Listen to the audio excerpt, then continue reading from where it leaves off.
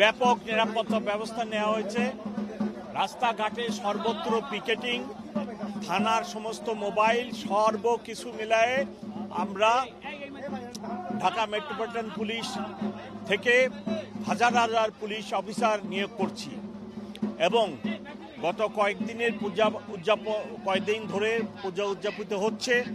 এখন পর্যন্ত কোনোরূপ কোনো দুর্ঘটনা অথবা কোনো নাশকতার মূলক ঘটনা ঘটে নাই এবং আমরা আশা করতেছি আগামী ৩-৪ ঘন্টার মধ্যে এই বিসর্জন সম্পন্ন হবে, শেষ হবে এবং কোনোরূপ নিরাপত্তাহানির ঘটনা ঘটবে না।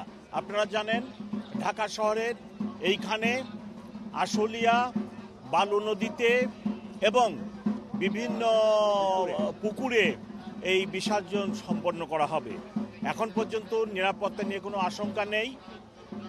আমরা যথেষ্ট সচেতন আছি এবং সজাগ আছি, কোনোরূপ কোনো দুর্ঘটনা হবে না ইনশাল্লাহ।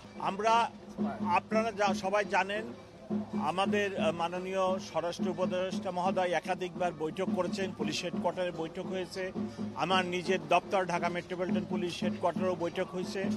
আমরা বিভিন্ন এজেন্সির সাথে বৈঠক করি, সেখানে নানা ধরনের যারা পূজা উদযাপন কমিটি আছে তাদেরকে পরামর্শ দিই। যেমন পূজা মণ্ডপে রাত্রিকালীন ওনাদের কমিটির দুজন লোক থাকার জন্য পরামর্শ দেওয়া হয়।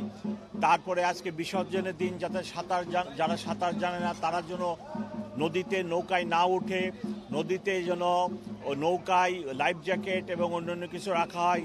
সাথে অন্যান্য এজেন্সি স্পেশালি ফায়ার সার্ভিসের লোকেরা সবাই, নৌ পুলিশ সবাই সচেতন আছে এবং তারা সজাগ আছে, তারা আমাদের সাথে আছে।